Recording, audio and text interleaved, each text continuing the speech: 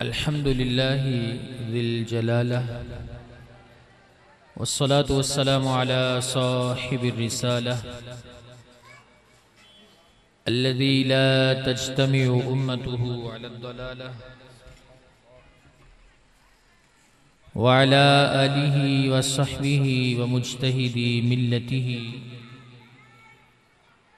उलिल ऐदी वल अब्सारि वन नबालह। अम्मा बअदु फ़अऊज़ु बिल्लाहि मिनश शैतानिर रजीम। बिस्मिल्लाहिर रहमानिर रहीम। हुदल लिल मुत्तक़ीन। सदक़ल्लाहुल अज़ीम व सदक़ रसूलुहुन नबियुल करीम। इन्नल्लाहा व मलाइकतहु युसल्लूना अलन नबी या अय्युहल्लज़ीना आमनू सल्लू अलैहि वसल्लिमू तस्लीमा। मोहब्बत से तवज्जो से बावाज़ बुलंद दुरूद पाक पढ़िए। अस्सलातु वस्सलामु अलैका या रसूलल्लाह। अस्सलातु वस्सलामु अलैका या सय्यदी या हबीबल्लाह। अस्सलातु वस्सलामु अलैका या सय्यदी या नबीयल्लाह व अला आलिका व अस्हाबिका या सय्यदी या नूरल्लाह। मौलाया सल्लि व सल्लिम दाइमन अबदा अला हबीबिका खैरिल खल्क़ि कुल्लिहिम मुहम्मदुन सय्यिदुल कौनैनि वस्सक़लैन वल फ़रीक़ैनि मिन उर्बिन व मिन अजमी। या रब्बि बिल मुस्तफ़ा बल्लिग मक़ासिदना वग़फ़िर लना मा मदा या वासियल करमी। जहाँ भी हो वहीं से दो सदा सरकार सुनते हैं। जहाँ भी हो वहीं से दो सदा सरकार सुनते हैं। सरे आईना सुनते हैं, पसे दीवार सुनते हैं। मैं सदके जाऊं उनकी रहमतुल लिल आलमीन के। मैं सदके जाऊं उनकी रहमतुल लिल आलमीन के। पुकारो चाहो जितनी बार वो हर बार सुनते हैं। मुज़फ़्फ़र जब किसी महफिल में उनकी नात पढ़ता हूँ, मुज़फ़्फ़र जब किसी महफिल में उनकी नात पढ़ता हूँ, मेरा ईमान है वो भी मेरे अशार सुनते हैं। तो जहाँ भी हो वहीं से दो सदा सरकार सुनते हैं। सरे आईना सुनते हैं, पसे दीवार सुनते हैं। माशाअल्लाह हाफिज मोहम्मद अबू बकर साहिब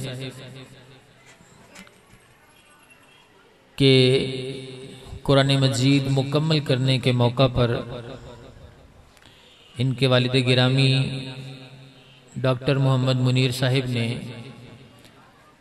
ये खूबसूरत बज़्म का इनेकाद किया है। मेरी दुआ है कि रब्बे करीम इनकी इस काविश को कबूल फरमाए और इसकी बरकतों से इन्हें माला माल फरमाए। मैं गुजारिश करूंगा कि मैं आपके सामने बड़ी ही अहम चंद बातें रखने की नीयत कर चुका हूं और उनका फ़ायदा जब ही होगा जब आपकी कामिल तवज्जो बयान की तरफ होगी। जाहिर है ये एक पब्लिक पॉइंट है, ये कोई सेपरेट जगह नहीं है। यहाँ आने वाले आते रहेंगे, काम करने वाले काम करते रहेंगे और इनको हम रोक भी नहीं सकते। जाहिर है कि ये सारी ज़रूरी चीज़ें हैं, लेकिन जितने अहबाब यहाँ बैठे हैं वो कोशिश करें कि उनकी तवज्जो सारी की सारी बयान की तरफ हो।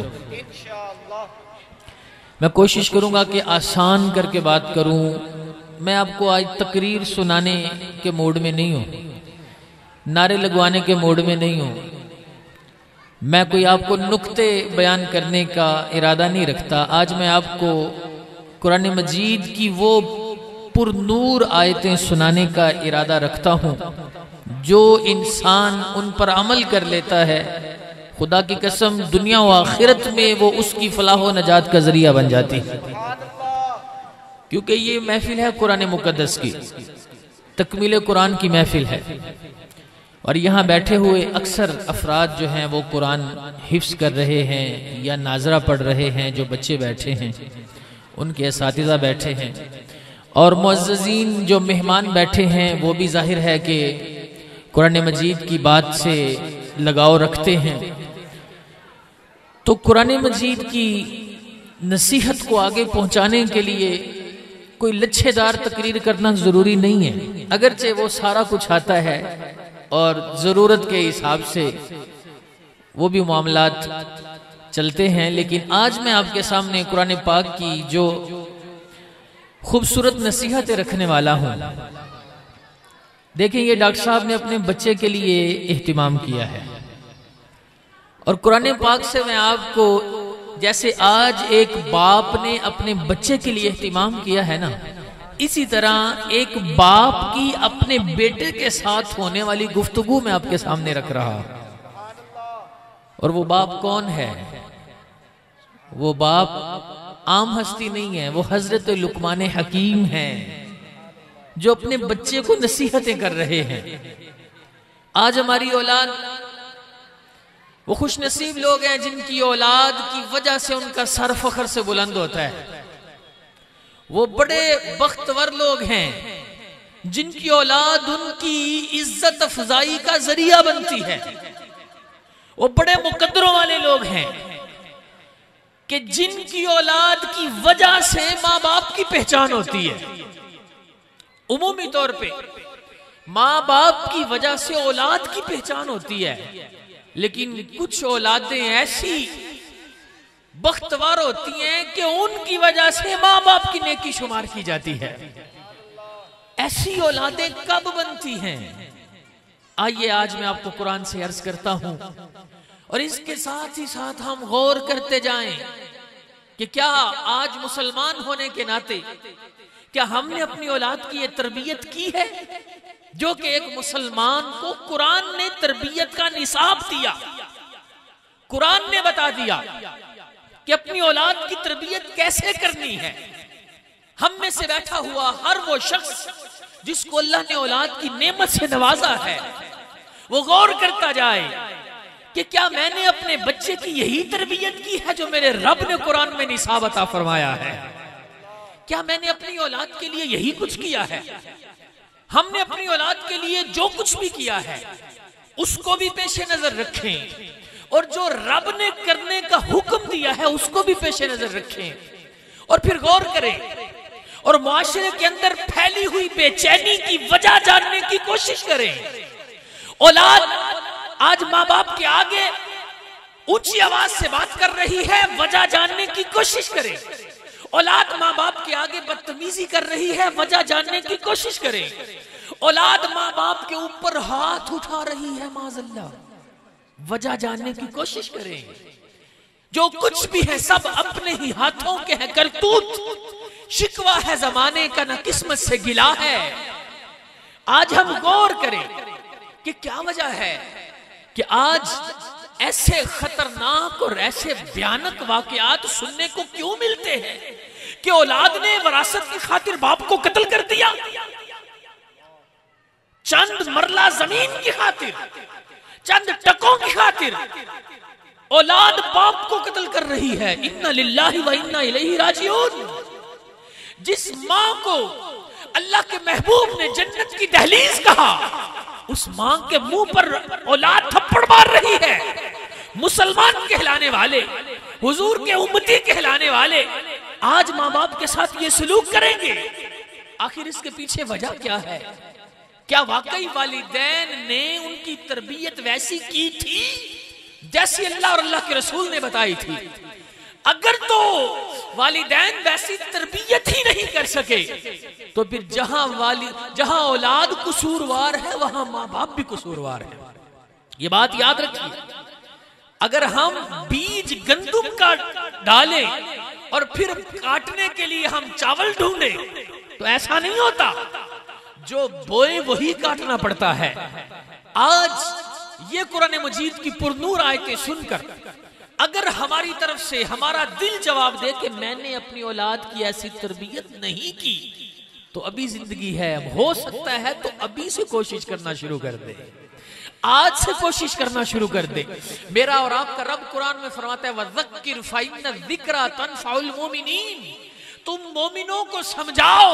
समझाना तुम्हारा काम है, दिल बदलना रब्बुल आलमीन का काम है।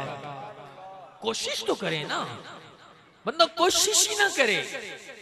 बंदे का काम कोशिश करना है, बंदे का काम हिदायत देना नहीं है।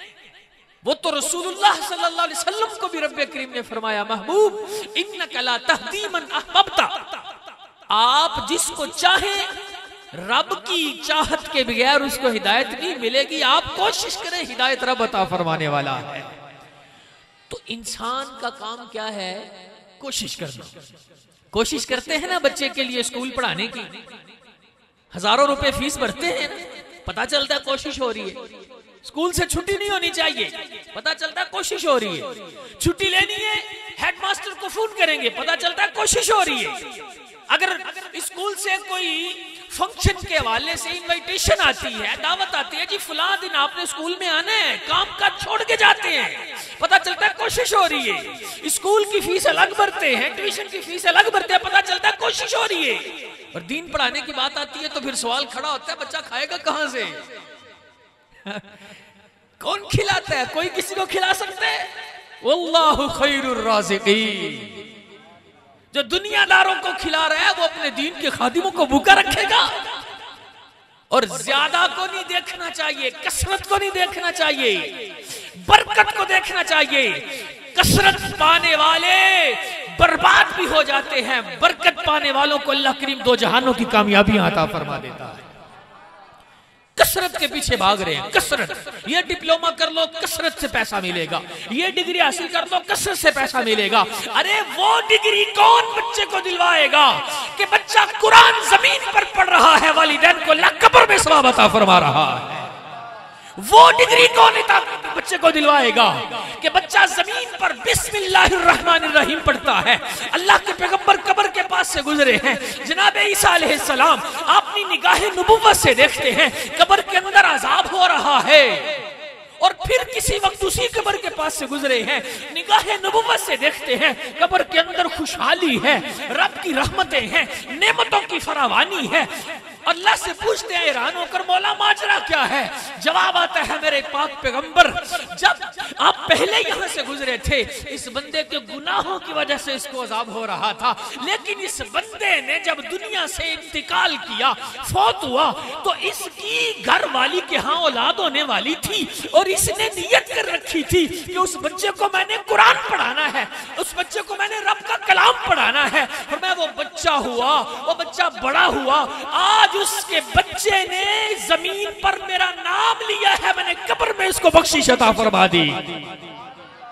ये डिग्रियां कौन दिलवाएगा? दुनिया दुनिया, पैसा पैसा, मर गए, रुड़ गए, कुछ नहीं बचा। और बाद में फिर वही औलाद है घर से धक्के देके बाहर निकालती।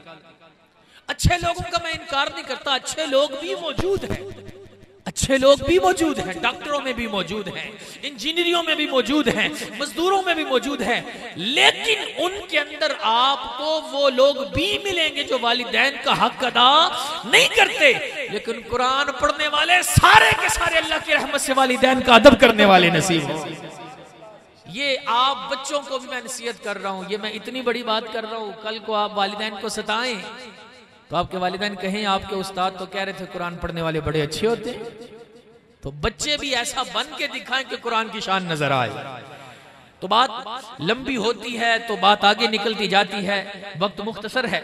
हजरत लुकमान अपने बच्चे को नसीहत कर रहे हैं। नंबर 1, वइज़ क़ाल लुकमान लिब्निही, जब लुकमान अपने बच्चे को कह रहे थे, वहुवा यईज़ुहु, नसीहत कर रहे थे। क्या नसीहत है? नंबर 1, या बुनैया ला तुश्रिक बिल्लाह, ऐ मेरे बचड़े अल्लाह का शरीक ना ठहराना किसी को, इन्न शिर्क लज़ुल्मुन अज़ीम, शिर्क से बड़ा जुल्म कोई नहीं, शिर्क से बड़ा गुनाह कोई नहीं, शिर्क से बड़ी ज्यादती कोई नहीं। सबसे पहले नसीहत का सबसे पहला पॉइंट अकीदे की दुरुस्तगी। सबसे पहला पॉइंट क्या होता है नसीहत का? अकीदे की सेहत। अकीदा सही होगा तो नजात मिलेगी, वगरना इंसान दुनिया जान के जितने मर्जी काम करता फिरे। कुरान फरमाता है आमिलतुन नासिबा तस्ला नारन हामिया। कुरान फरमाता है कितने ही लोग हैं, अमल करते हैं, मेहनत करते हैं, कोशिश करते हैं, थक जाते हैं, इतनी मेहनत करते हैं, लेकिन चूंकि ईमान के बगैर करते हैं, फरमाया भड़कती आग में जाएंगे। तस्ला नारन हामिया। आप जरा हिंदू मजहब को पढ़ के देखिए, अल्लाह की दी हुई नेमतें हम कितनी खाते हैं। मछली है, बकरा है, मुर्गी है, क्या कुछ है। हिंदुओं में एक बड़ी तादाद, लाखों की तादाद में ऐसी है जो मांस मछली खाते ही नहीं, गोश्त खाते ही नहीं। वो कहते हैं नहीं जी हमने दुनिया की लज्जतें नहीं लेनी। कई ऐसे हैं जो लिबास ही नहीं अच्छा पहनते, लेकिन ईमान नहीं है ना। अल्लाह फरमाता है जितना मर्जी खुद को थका लें, जितना मर्जी थका लें, तस्ला नारन हामिया। और मुसलमान की शान क्या, चाहे गुनाहगारी हो। अल्लाह के महबूब फरमाते हैं मन काला ला इलाहा इल्लल्लाह दखलल जन्ना। जिसने दिल से कलिमा पढ़ लिया, चाहे गुनाहगारी क्यों ना हो, अगरचे उसको अजाब भी मुमकिन है हो, लेकिन आखिर कर अल्लाह उसको जन्नत का दाखिला अता फरमाए। अकीदे की इस्लाह कितनी जरूरी है, अकीदे की इस्लाह कितनी जरूरी है। आज हमें पता है हमारी औलाद इंटरनेट पे क्या देखती है, क्या सुनती है, किसको सुनती है, किस बंदे से अकीदे की इस्लाह ले रही है। वो इस्लाह कर रहे हैं या वो बिगाड़ पैदा कर रहे हैं। इंटरनेट पे बहुत कुछ मौजूद है। आज लोग अंबिया के बारे में, औलिया के बारे में, उलमा के बारे में, सहाबा के बारे में क्या क्या जहर फैला रहे हैं। आज से ये नियत करें कि मैं खुद भी और मेरी औलाद भी उसी अकीदे पर होंगे जिस अकीदे में रसूलुल्लाह की भी मोहब्बत होगी, हुजूर की आल का भी प्यार होगा, हुजूर के असहाब की भी मोहब्बत पिलाई जाए। आज से ये नियत करें जो रसूलुल्लाह का प्यारा है वो मेरा भी प्यारा है। जिससे हुजूर ने प्यार किया, हुजूर के असहाबा, हुजूर के अहले बैत, हुजूर के औलिया, हुजूर के उलमा। तो सबसे पहले हजरत लुकमान ने जो नसीहत फरमाई उसका ताल्लुक अकीदे से। फरमाया इन्न शिर्क लज़ुल्मुन अज़ीम। उसके बाद अल्लाह ताला ने माँ बाप का जो मर्तबा है ना, माँ बाप का जो मकाम है इस्लाम के अंदर, वो बयान फरमाया। यानी हजरत लुकमान की नसीहत एक अभी हुई है और आगे अभी आनी है, लेकिन दरमियान में वालिदैन का मकाम लाया। दरमियान में हजरत लुकमान की नसीहतों के दरमियान में वालिदैन का मकाम अल्लाह ने बयान किया, इसलिए कि ये जो नसीहतें बाप कर रहा है एक बयान हुई है, बकिया आगे आनी है। बाप की बातों को आम न लेना। बाप का मकाम रब ने बड़ा रखा है, माँ का मकाम रब ने बड़ा रखा है। फरमाया ववस्सैनल इंसाना बिवालिदैहि इहसाना। ए इंसान, रब तुझे हुक्म देता है माँ बाप का हक अदा करने में कभी कोताही ना करना। तू माँ बाप को राजी करता जा, अल्लाह तुझे जन्नत की विरासत अता फरमाता जाएगा। हजरत लुकमान की एक नसीहत के बाद वालिदैन, जो माँ बाप के अदब का कॉन्सेप्ट इस्लाम ने दिया दुनिया के किसी मजहब में नहीं, दुनिया के किसी मजहब में नहीं। इससे बड़ी और क्या बात हो सकती है। अल्लाह ताला इरशाद फरमाता है व इन जाहदाका लितुश्रिका। अगर तेरे वालिदैन तुझे मजबूर करें कि तू शिर्क कर, गुनाह कर, ये दूसरा मकाम है कुरान का, इस मकाम से नहीं। अल्लाह फरमाता है उनकी बात ना मानना, क्योंकि गुनाह की बात में किसी की इताअत नहीं की जाएगी। वालिदैन की भी गुनाह की बात तस्लीम, लेकिन अल्लाह फरमाता है वसाहिबहुमा फिद दुनिया मारूफा। वो गुनाह की बात करना उनका मामला है, दुनियावी मामले में तूने फिर भी उनके साथ नेकी का सलूक करना है। ये दुनिया के किसी मजहब में नहीं है जो इस्लाम ने वालिदैन की इज्जत का दर्स दिया।